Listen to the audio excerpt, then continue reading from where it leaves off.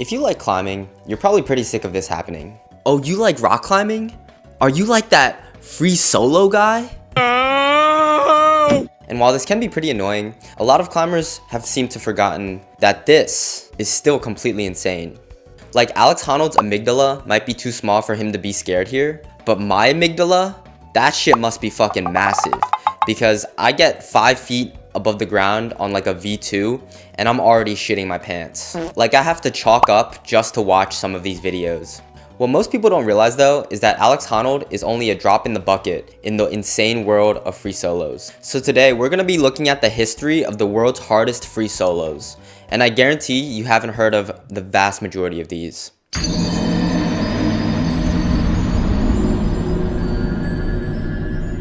If you don't know, single pitch routes are climbs that are short enough that you can ascend with a single rope length, if you're using protection, which in this case we're not. Typically, these are at most like 60 to 70 meters, with most being a lot less. Multi-pitch routes, on the other hand, are usually a lot longer, with multiple anchors that act as checkpoints on the route. And while most of these routes are not as striking as something like El Cap, they're oftentimes much more difficult than any section you'd find on most big wall routes, such as Freerider. And you're still almost guaranteed to die if you fall in the middle of one of these. Like all of climbing history, the early days of free soloing are not very well documented. There are probably plenty of ascents that have been lost to history, but we're going to be taking a journey to prehistoric times, all the way back to 1958, with Alan Austin soloing 2 famous trad routes in England. The first being Western Front, graded E3 5C, and the second being Wall of Horrors, graded E3 6A. I gotta be honest, I spent like half an hour researching British E grades, and I still don't know what those numbers mean. Apparently the British created their own bouldering grades that are like the same scale as the French grades, but it like maxes out at like 7A for some reason. Like 8C or V15 is literally equal to British 7A. This would be like if I made my own temperature scale called Joe's Celsius, but it like maxed out at like 12 degrees for some reason. Anyways, I'm pretty sure this converts to like 511 something climbing. And to put this into perspective, that's what Alex Honnold graded Taipei 101. And here's Alan Austin soloing the same difficulty 8 years before the Civil Rights Act was passed. Also, according to some guy named Dennis Gray, Alan Austin had already decked once while trying to climb Western Front. Next, in the same year, we're breaking into the 512s with Thimble, the first ever 7A plus solo by John Gill in South Dakota. To be fair, this is a pretty Mickey Mouse free solo because it's only 9 meters long and is a boulder, but back then there were no pads, so if you fell off the top, you'd probably still break both your ankles, or probably even worse. This boulder is now graded like V4 or V5, and for anybody who's watching who thinks, oh, I do V5s all the time, that can't be too bad. This type of outdoor blank face vertical rock climbing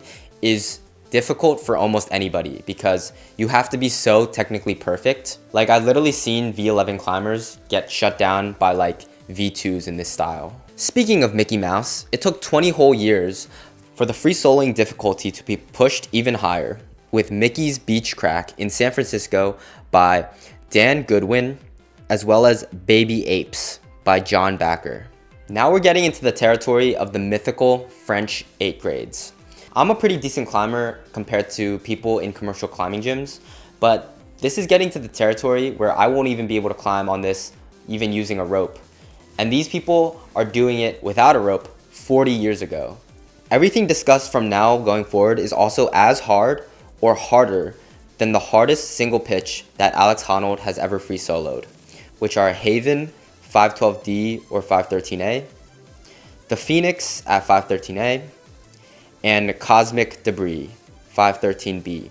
The first of these is Revelations in Raventor by Antoine Le Ménestrel.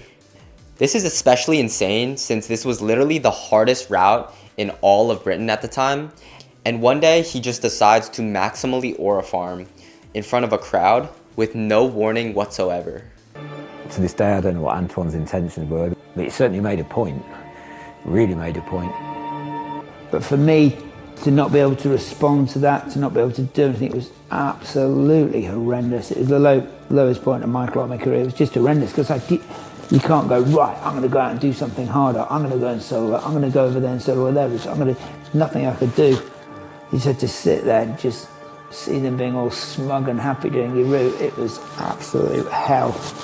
We're also going to be giving a shout out to one of the greats, Wolfgang Gillich, who did the first ever free solo of a 7C called Weed Killer, also in Raven Tour.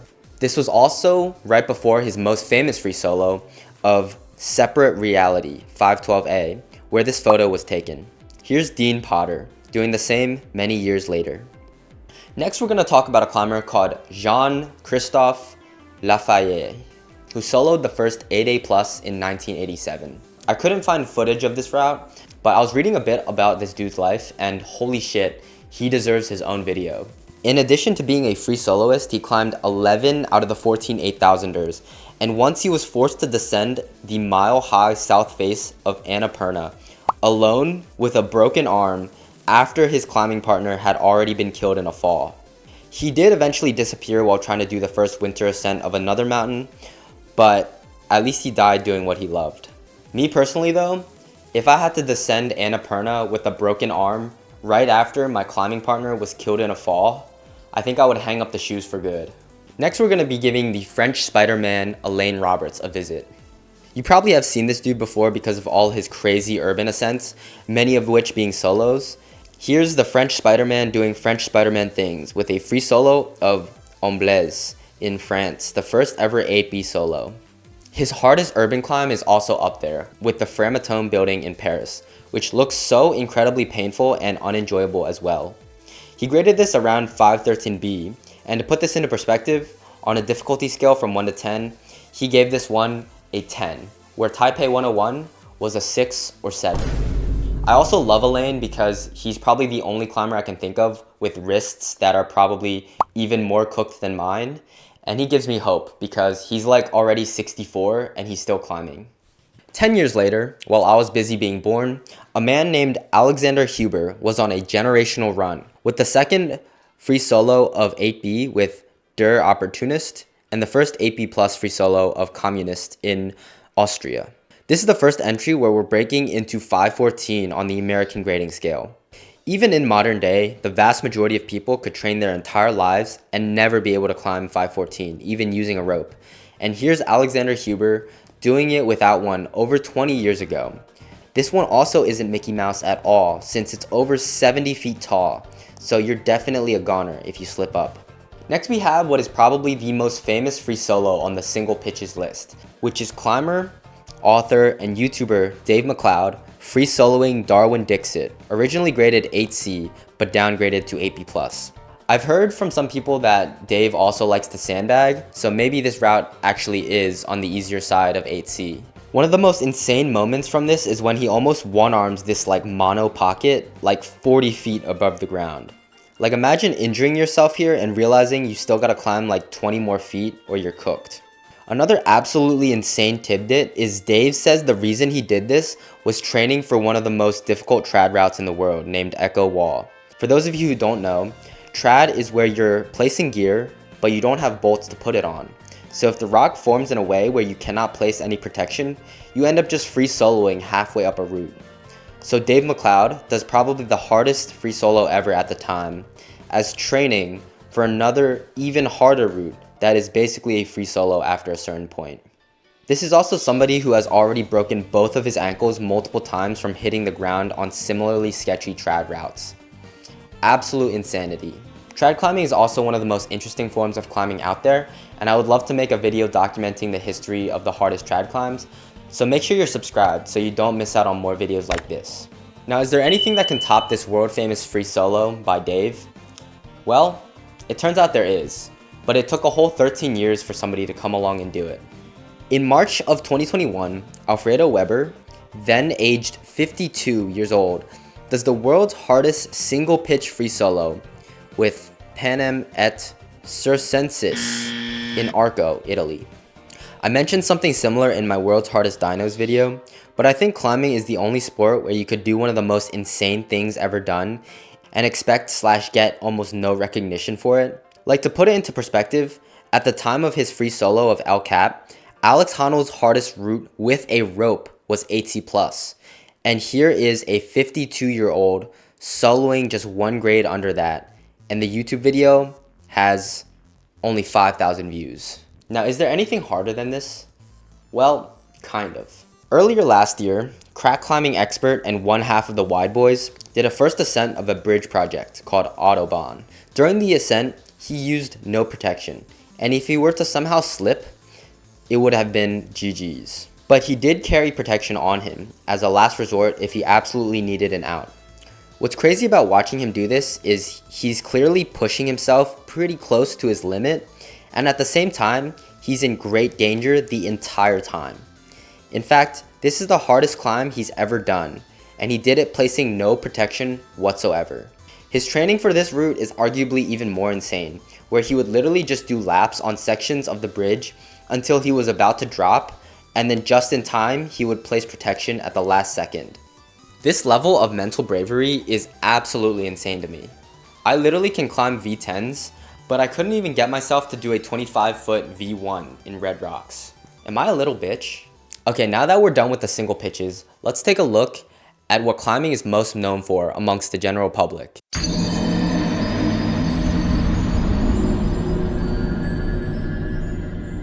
To start, we're going to be really going prehistoric here, with 3 ascents coming before the start of World War I. The first being Via Paese in Italy at the turn of the century, which is the first recorded multi-pitch free solo, graded at around 5.7. For those of you who don't know, the grade of multi-pitches comes from the most difficult single pitch. For our purposes, this doesn't really give us all the information that we want because, you know, a bunch of 5.11s in a row is probably going to be more difficult than one 5.12, but we can try to factor this in when information is publicly available.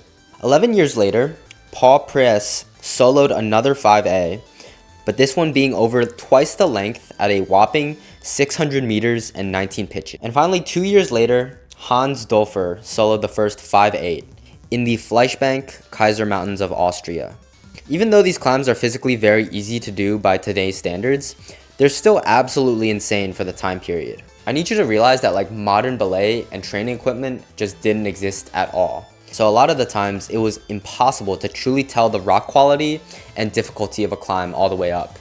These people would just wake up one day and be like, oh, I feel like climbing that 2,000 foot mountain today. Many of which are the first times these holds have ever been touched in human history. So they undoubtedly had like a lot of loose rock in them as well. We're going to be taking a massive leap forward now, all the way to 1978 with the first 5.11 multi-pitches. The first of which being Naked Edge in El Dorado Canyon by Jim Collins. Here's footage of 23-year-old John Ebers and 24-year-old Ben Wilbur setting a new speed record on this climb. We also have 3 classic routes in Yosemite. The first being Nabisco Wall by John Backer. We also have Astroman and the Rostrum by Peter Croft. Alex Honnold would be the first to repeat these, soloing both in a single day almost 20 years later. Next, we're going to be taking a look at Alexander Huber's generational run in the early 2000s with his free solo of Brandler Hasse Derettissima in Italy at a whopping 580 meters tall and 17 pitches of climbing. This was the first ever Big Walls free solo with a hardest route graded at 7A+, and was just 2 years before Alex soloed the first ever 8A+ single pitch route. So if you want your kid to be a generational free soloist, consider naming them Alex. Also, good thing he has a helmet in this, you know, safety is always the #1 priority. On a serious note, the fact that a lot of free soloers still wear helmets in case of falling rocks means you should probably wear one too. Next we have Michael Reardon doing the first ever big wall free solo at 7B or 515B called Romantic Warrior in California. For me, this is one of the most impressive things in this entire list because he did this on site, meaning he couldn't climb the route beforehand and study it. Alex Honnold climbed Freerider hundreds of times before soloing it. I can barely read like outdoor 510s on the fly, let alone having to sight read a 305 meter multi-pitch while climbing as hard as 512B. Absolutely ridiculous. Oh shit. A stupid hold broke on me. Or you don't. And if you don't solo, you'll never get it. You just won't. But once you have soloed, you got a piece of it. Once you've soloed a lot, you really got a piece of it. Once you've soloed every day, now you understand. On-site barefoot chalkless soloing is climbing. Everything else is a compromise. Soloing naked, man.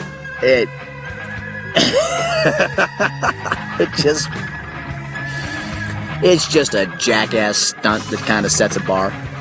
We're now going to give a spotlight to the man himself, Alex Honnold, with several of his most insane free solos that are not quite as famous as the one we all know. We're first going to be taking a look at a solo of the regular northwest face of Half Dome, the first ever. While this climb is only 12A, he actually came back and did a speed solo ascent of it, climbing 2,000 feet in only an hour and 22 minutes. Speed climbing while free soloing is so beyond my personal comprehension of mental fortitude. And this is made even more insane when you consider Alex has to drag each of his 50-kilogram testicles up the wall every time he does this. It's actually pretty funny. I found a clip of him talking about how he actually freaked out a little bit while soloing Half Dome. And the top comment on it was he had a moment of sanity. Another ridiculous thing that Alex did, which I think he only mentioned on the Nugget Climbing podcast, was Shoon's Buttress 511 Plus, which apparently he on-sighted in a snowstorm, as you do. I'll let him explain the rest. It was 3 of those routes. So let's see, I did Moonlight and then Monkey Finger and then Shoon's Buttress. So Monkey Finger is a 10-pitch 12B and Shoon's is, a 10-pitch 11 plus. And those 2 routes I had soloed previously, but and those are actually both epic adventures as well, because Shoon's I on-site soloed in a snowstorm and it was all pretty hardcore. And then Monkey Finger, I also soloed. Actually, Monkey Finger, Tommy and I climbed it, and we wrapped it, and then I soloed it. And then, basically, I'd climbed the route twice before lunch. It was kind of amazing. But especially because I don't think... 30-plus pitches of 511 and 512 mostly. Yeah, mostly 511, 512 for sure. Wow. And, yeah, and none of the 3 routes have ever been soloed by anybody else. And it's not, everything about it is this is all kind of mega. But, that's an example of something that, I don't think anybody knows about. Arguably his most famous free solo besides Freerider has to be Moonlight Buttress, which is one of the most striking lines in the entire world and graded at a whopping 512C. With how insane this looks, it actually is only a little bit more than a third of the length of El Cap, just showing how there are levels to the heights of these big walls. In my opinion, the second hardest thing that Alex has ever done, and his most underrated ascent by a long shot, is El Sendero Luminoso in Mexico. Not only is this climb enormous at 1,750 feet, it has a hardest pitch only 1 grade less than Freerider at 7C or 512D. In addition, some random guy on Reddit says it's quite sustained at 512 with very little room for rest, unlike many of the other climbs with massive ledges to rest on for long periods of time. Speaking of, 10 years ago, before Alex Honnold soloed El Cap, Hans-Jörg Auer did something that comes about as close to it as it can get. He free soloed the Fish Route in Italy. The hardest pitch on it was 7B+, 2 grades below the hardest on Freerider. What makes this ascent most comparable to Freerider though, is that unlike a lot of other things on this list that sit at 200 to 400 meters in length, this ascent was just 50 meters short of Freerider at a crazy 850 meters tall. What's even more insane is that this route actually has a whole 7 pitches more climbing than Freerider at 37 pitches. To put this into perspective, this route has the same maximum grade of Moonlight Buttress at 7B+, but has almost 4 times the amount of pitches to climb. Unfortunately, in 2019, Hans-Jörg and fellow climbers David Lama and Jess Roskilde died on the descent after reaching the summit of Howes Peak in Banff National Park. It's interesting to see all these free soloer deaths because they've almost never come at a time when they're actually free soloing, but they're doing other dangerous things. But I guess when you're this comfortable with danger, you'll probably find yourself in a life or death situation much more than most. We're also going to be giving a section to Marc-Andre Leclerc, who has his own documentary very similar to free solo named The Alpinist. While the actual grade of these climbs are not as high as the others on the list, the daringness of these ascents probably surpass even what Alex Honnold is capable of. This man would ascend some of the world's most insane peaks, often including ice climbing, in the middle of winter with no ropes, no rescue possibility, and oftentimes on-site. An example of this is his ascent of Torre Eiger, which is possibly the most difficult mountain in all of Patagonia, featuring sustained, difficult, mixed climbing, both ice and rock, which he soloed in the middle of winter. The scale of these mountains is absolutely staggering,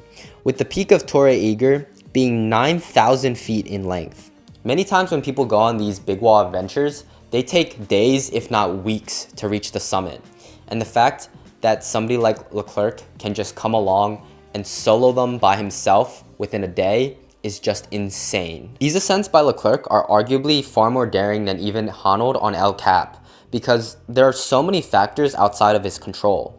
Alex at least had great conditions on bulletproof rock, but if the weather turns bad in Patagonia winter or ice breaks at the wrong time, it's legitimately Jover, and there's nothing you can do about it. He also unfortunately also died in an avalanche during the filming of his documentary, but please watch The Alpinist if you haven't, because some of the stuff he did makes free solo look like child's play. And finally, we're going to be looking at the ascent that everyone around the world, climber or not, knows about. And that is, of course, Freerider from Alex Honnold. Even though most climbers are sick and tired of constantly hearing about free soloing, when most of us are far more interested in this, or this, there is a reason why this ascent has become so incredibly famous. To be this locked in for 4 entire hours while remembering every specific movement and executing it all perfectly will always be an incredible sight to behold. I also think that while most people who don't climb vastly overestimate the importance of free soloing at the highest level of the sport, this documentary has probably gotten more people to try out rock climbing than anything ever has. So we should be grateful for Alex and the production behind this documentary, as it introduced this beautiful sport to millions of people, some of which might be able to become the next Adam Ondra or Janja Garnbret. Or maybe it'll inspire someone who realizes free soloing is actually what they want to do, and become the first person to free solo 9A, or the nose. Only time will tell.